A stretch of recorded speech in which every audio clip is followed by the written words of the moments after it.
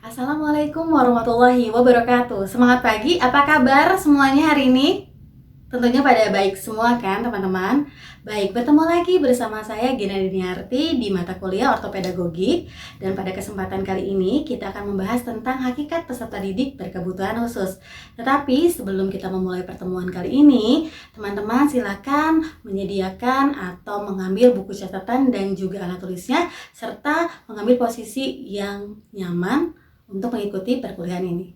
Baik, apa sih yang menjadi dasar program berkebutuhan khusus?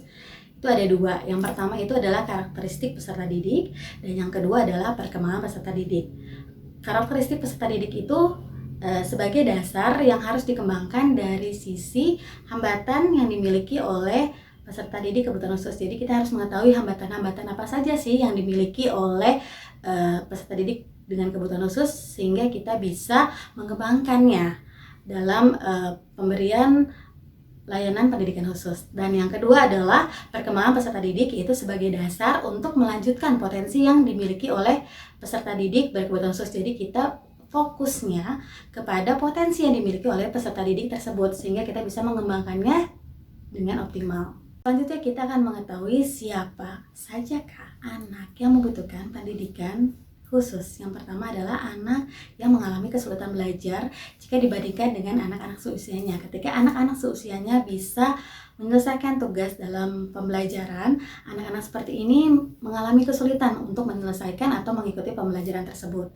Nah, yang kedua adalah anak yang tidak dapat menggunakan fasilitas konvensional di sekolah umum atau reguler. Jadi anak yang membutuhkan pendidikan khusus ini membutuhkan adaptasi atau modifikasi dalam penggunaan fasilitas yang ada di sekolah tersebut.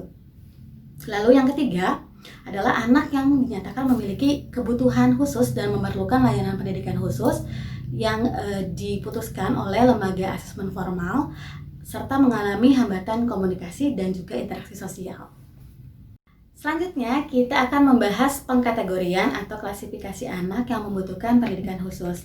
Anak yang membutuhkan pendidikan khusus ini dibagi menjadi 4 kategori. Yang pertama adalah hambatan komunikasi dan interaksi sosial. Yang kedua adalah hambatan kognisi dan belajar. Yang ketiga adalah hambatan sensori dan fisik. Yang keempat adalah hambatan sosial, kesehatan mental dan juga emosional. Tetapi untuk pertemuan kali ini kita akan membahas 2 kategori saja. Kategori yang pertama adalah komunikasi dan interaksi sosial, dan kategori ini terdiri dari anak dengan gangguan bicara, bahasa, dan komunikasi atau disebut dengan speech language communication. Anak ini memiliki kesulitan signifikan dalam berkomunikasi dengan orang lain dan kesulitan dalam bicara. Kebutuhan khusus anak dengan gangguan bicara, bahasa, dan komunikasi adalah yang pertama, membutuhkan latihan bicara dengan menggunakan mediasi perantara simbol selain bahasa verbal. Dan yang kedua, bagi mereka yang dapat dikoreksi artikulasinya, dapat menggunakan latihan artikulasi. Dan selain ini, bagi mereka yang mengalami hambatan dalam kemampuan berbahasa, dapat diberikan program berupa pendidikan individualisasi untuk menyesuaikan kebutuhan masing-masing peserta didik. Dan program ini dapat dimulai pada usia dini hingga masa dewasa. Antara lain program ini adalah bina bicara dan bahasa, optimalisasi pendengaran dengan irama, olahraga adaptif untuk perbaikan gerak pada keseimbangan, itu yang diakibatkan kurang berfungsinya komponen organ telinga dalam yang mengatur keseimbangan. Jenis kebutuhan khusus yang termasuk ke dalam komunikasi dan interaksi sosial lainnya adalah autistic spectrum disorder atau ASD. Apakah teman-teman sudah tahu ASD atau anak autistic spectrum disorder? Sepertinya sudah pada tahu ya. Nah, kita bahas bersama-sama apa itu anak autistic spectrum disorder.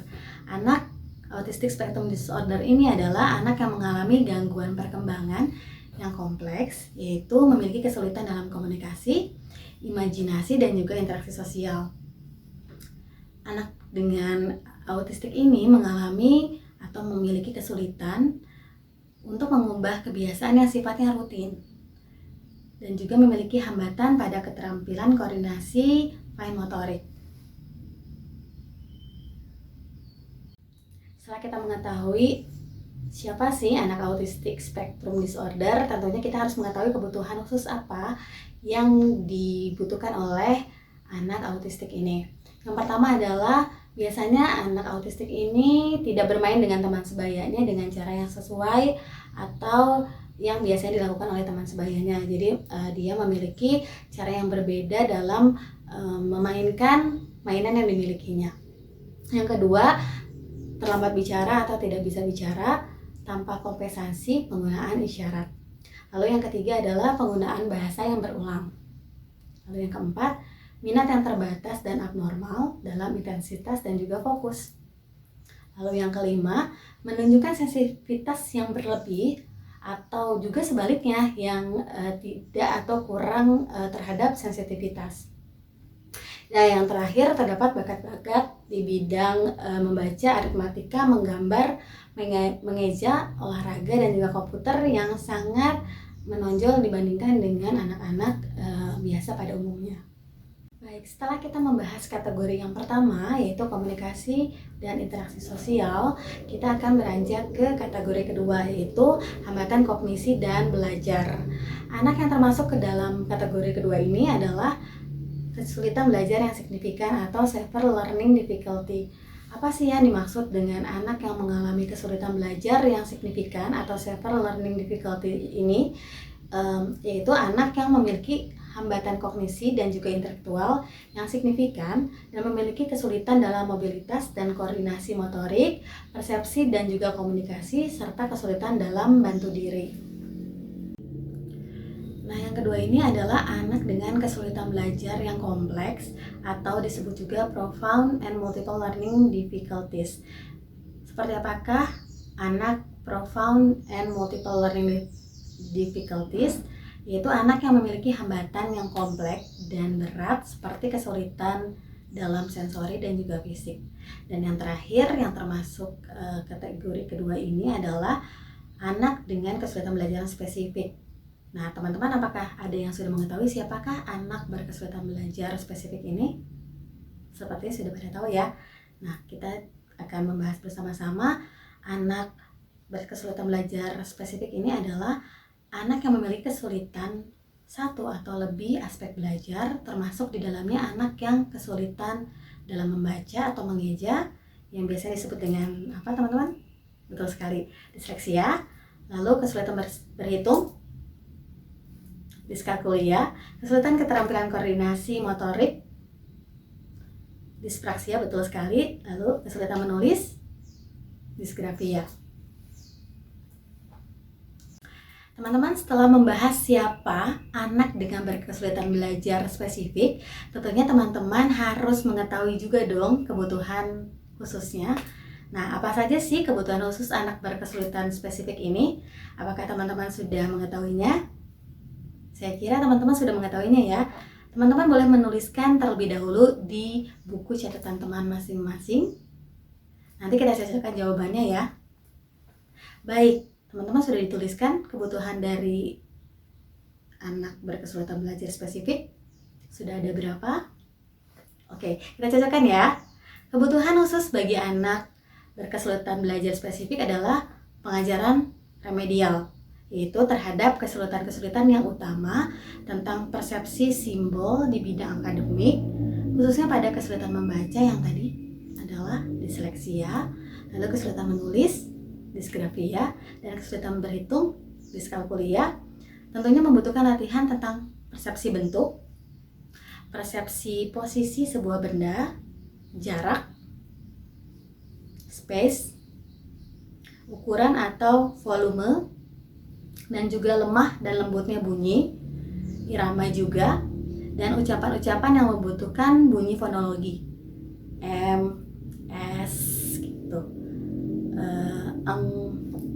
serta fungsi-fungsi dari berbagai simbol. Jadi teman-teman harus juga mengetahui simbol-simbol apa yang menjadi prasyarat untuk mengetahui kemampuan membaca, menulis, ataupun berhitung.